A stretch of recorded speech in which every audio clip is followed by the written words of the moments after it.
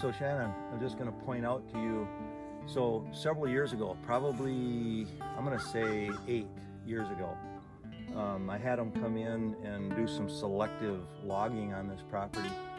And what was happening is, this is an aspen tree, or they call them popple is a common name around here, but this one happens to be a big tooth aspen is the actual name of it. And they were dying. They have a limited lifespan, and they were all getting very, very large, and you could see some were dying off. And if you wait until they actually die, that's the end of their life cycle. They're done. But if you cut them while the root system is still alive, they send up suckers all over the place. And that's what all these are. So if you look, every one of these are these big tooth aspen. And you can see that, I mean, they're way over my head now. Some of them are already probably 15, 16 feet tall.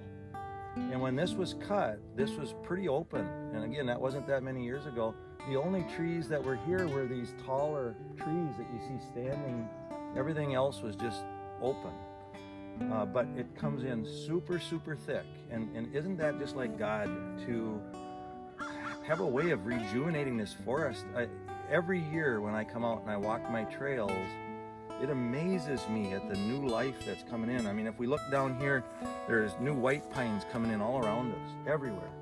And I have no idea if we took 1 foot of soil and looked at how much life is in this 1 foot square, I can't even imagine how many plants, how many bugs. It just totally amazes me.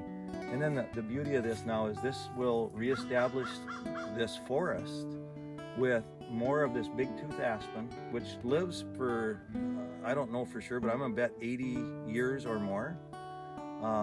So some future generation now is gonna enjoy this woods. And in the meantime, it comes in so thick that the grouse come back in because they are protected from hawks, rabbits come back in.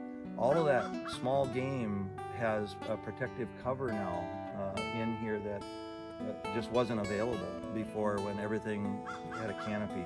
And in addition to all of the things that we see growing here, when you open it up, raspberries come back in and blueberries, and there's just so much stuff to forage, which again, if that doesn't point to a God that was a creator of this universe and how he provides for us, nothing that I have to till, I don't plant. I can just come out and I can harvest raspberries and blackberries and blueberries, and who knows what else I could be harvesting on this property that I have. So, you know, again, I just see God in everything, and all praise goes to him for his creation, including us, and the peace and joy he puts in my life through him and through his creation. That I know of, there is no better life. Simple life in Christ. Serving and glorifying him. That's what it's all about.